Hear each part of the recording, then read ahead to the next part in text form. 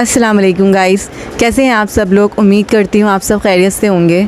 मैं हूँ आपकी दोस्त परी, आज फिर हाजिर हुई एक नई कहानी के साथ। अब बात सारी ये है कि जब मैं यहाँ पे कोई कहानी लेकर आती हूँ तो असल में वो कहानी नहीं होती।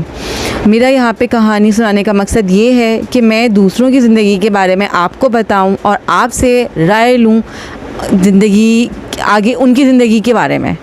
और अब जाहिर सी बात है, जब मुझे कोई अपनी कहानी बताता है या जो भी मेरे अपने रिलेटिव्स हैं या मेरे फ्रेंड सर्कल में या फ्रेंड सर्कल के सर्कल में जो भी मुझे स्टोरीज़ पता लगती हैं या लोगों की ज़िंदगी के बारे में पता लगता है, तो हम सब एक दूसरे को सजेशंस देते हैं कि हमें लाइफ में ये करना चाहिए या उसको ये करना चाहिए या उसको ये करना चाहिए।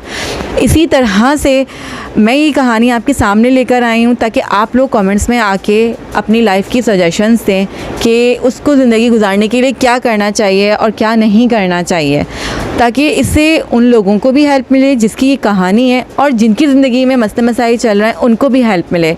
मेरा मकसद यही है। तो चले चलते हैं कहानी की तरफ। मैं पहले ही बताती चलूँ कि मैं जब ये कहानी सुना रही होती हूँ तो मैं असली जो रियल नेम होते हैं वो नहीं लेती। मैं नाम रियल नेम हाइड करके बताती हूँ, लोकेशन नहीं शेयर कर सकती मैं यहाँ पे किसी की भी। सही है, तो आप मुझ पर ट्रस्ट करके अपनी कहानी सुना सकते हैं। चलें गाइस, चलते हैं कहानी की तरफ। ये कहानी है ज़ावियार की और फ़रहीन की। ज़ावियार और फ़रहीन की शादी होती है मैच मेकर के थ्रू।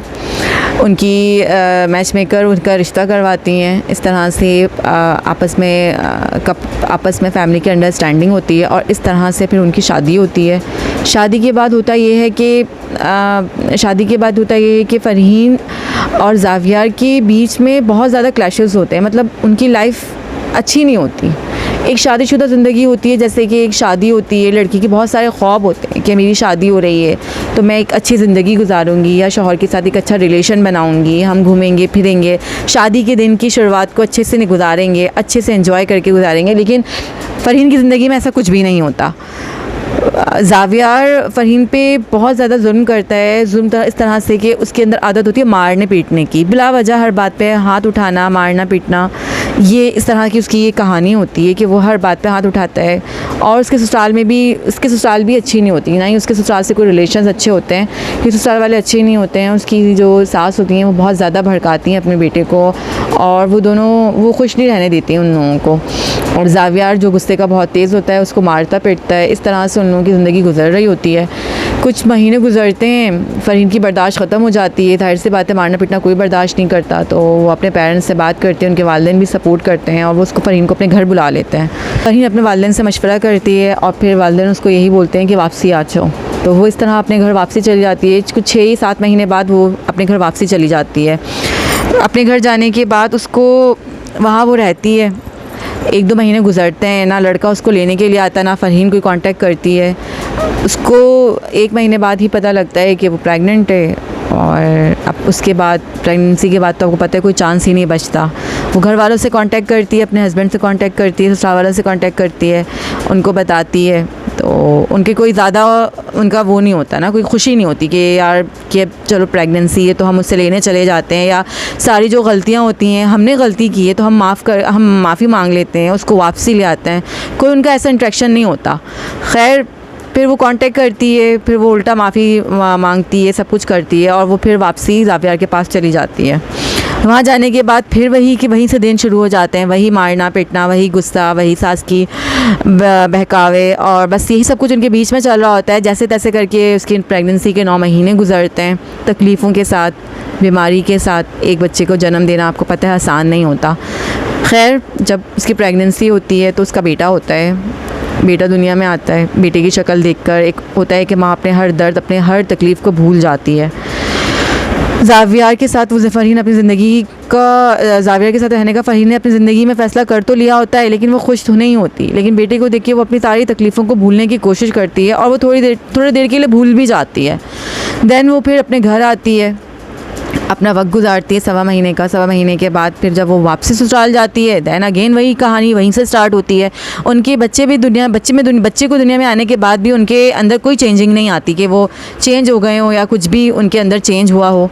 खैर फिर वही मारना पीटना और क्या नाम है, गुस्सा और बात का ना सुनना, डिसरिस्पेक्ट करना। रिश्ते में सबसे बड़ी होती है रिस्पेक्ट।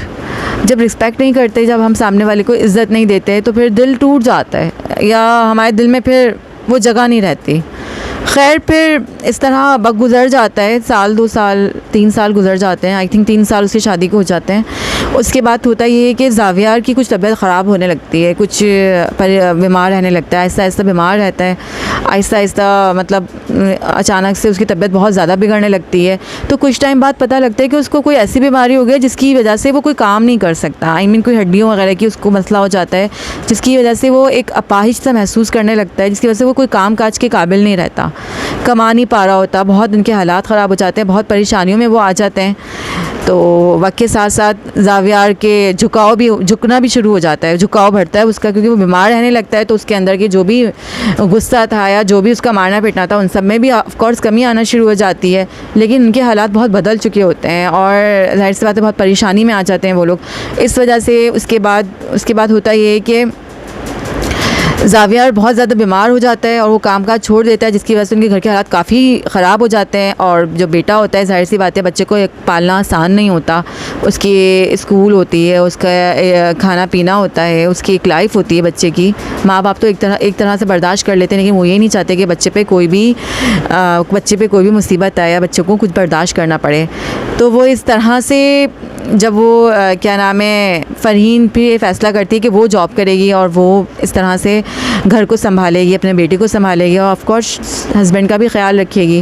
खैर वो जॉब के लिए बाहर निकलती है घर से, बेचारी रोज़ काम पे जाती है, घर भी देखती है, हस्बैंड को भी संभालती है, बच्चा भी पालती है, घर भी देखती है। घर के काम अलग होते हैं और जब हालात इतने ख़राब होते हैं तो कोई माँ से अफोर्ड तो करने का इंसान सोच ही नहीं सकता। वो एक कंधे पे उसकी सारी ज़िम्मेदारी आ जाती है। वो ये भूल जाती है कि इस शख्स ने उसके साथ क्या क्या किया था। वो उसके बुरे वक्त में उसके साथ खड़ी हो जाती है। जब उसके साथ खड़ी हो जाती है, वो उसका ख्याल रखती है, तो वो भी बहुत शर्मिंदा हो जाता है। उससे बहुत एहसास होता है, उससे बहुत नदामत होती है कि मैंने इसके साथ इतना जुल्म किया था, जबकि ये कितनी अच्छी लड़की थी और ये बहुत कुछ डिज़र्व करती थी जो मैंने इसको नहीं दिया, और आज मैं इस काबिल भी नहीं हूँ कि मैं इसको कुछ दे सकता हूँ। खैर फिर फ़रहीन और ज़ावियार की ज़िंदगी बहुत ज़्यादा बुरी हो चुकी होती है, बस वो लोग गुजार रहे होते हैं। फ़रहीन जॉब करती है, क्या नाम है, नॉर्मल सी, और फिर वो घर आती है, बच्चा संभालती है, शौहर संभालती है, घर संभालती है, फिर दोबारा जॉब। इस तरह उनकी ज़िंदगी गुजरती है। कुछ वक्त के बाद फ़रहीन के अंदर चेंज आता है और खुश रहने लगती है वो। और जब वो खुश रहने लगती है तो ज़ावियार को क्यूरियोसिटी होती है कि इतनी खुश क्यों है ये वो। तो फिर बाद में जब पता चलता है तो फ़रहीन बता देती है ज़ावियार को कि मैं किसी को पसंद करती हूँ, और मैं किसी को पसंद करती हूँ, इस वजह से मेरे अंदर ये चेंज है। और वो उसके साथ ज़िंदगी तो गुजारना नहीं चाहती, उस इंसान के साथ जिसको वो पसंद करती है, लेकिन ये है कि उसके दिल में किसी के लिए जगह बन जाती है। वो ये बात ज़ावियार को बता देती है और ज़ावियार को इस बात से नदामत होती है कि मैंने उसको वो खुशी नहीं दी जिसकी वजह से उसका दिल कहीं और चला गया, या एक्सरसाइज जो भी है। आप लोग ये कहेंगे कि लड़की की गलती या कुछ भी, आप जो भी कहना चाहें मुझे अपने कमेंट्स में आके कह सकते हैं। खैर ज़ावियार को बहुत नदामत होती है, तो उन दोनों की लड़ाई फड्डे होते हैं, बहुत ज़्यादा उनके मसले मसाइल होते हैं इस बात को लेकर। और क्योंकि अब फ़रहीन तो जा चुकी है, उसके वापसी का कोई रास्ता नहीं होता, और ये सब कुछ मेरे ख़्याल से ज़ावियार की वजह से होता है। अगर ज़ावियार ऐसा नहीं करता उसके साथ, तो शायद फ़रहीन भी ऐसा नहीं करती, या ऐसा इंसान करता नहीं है, शायद वक्त और हालात उसे करवा देते हैं। लड़ाई फड्डे के बाद फिर ज़ावियार उसको वापसी बुला लेता है, फ़रहीन को।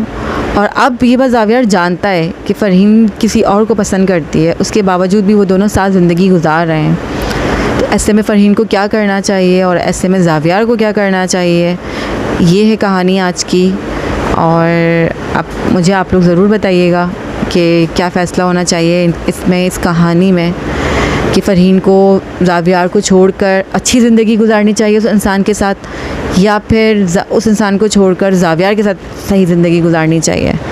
और आप मुझे ज़रूर बताइएगा कमेंट्स में, ताकि इससे हेल्प मिलेगी आगे लोगों को। और एक जो जिसकी कहानी है जब वो सुनेंगे तो उनको भी पता लगेगा कि आगे ज़िंदगी में क्या करना चाहिए। शायद हम किसी की मदद कर सकें अपने अल्फाज़ों के ज़रिए। हम किसी के लिए कुछ नहीं कर सकते, लेकिन किसी की अपने अल्फाज़ों के ज़रिए मदद तो कर सकते हैं ना। तो मिलते हैं नेक्स्ट वीडियो में नेक्स्ट कहानी के साथ, तब तक के लिए अल्लाह हाफ़िज़।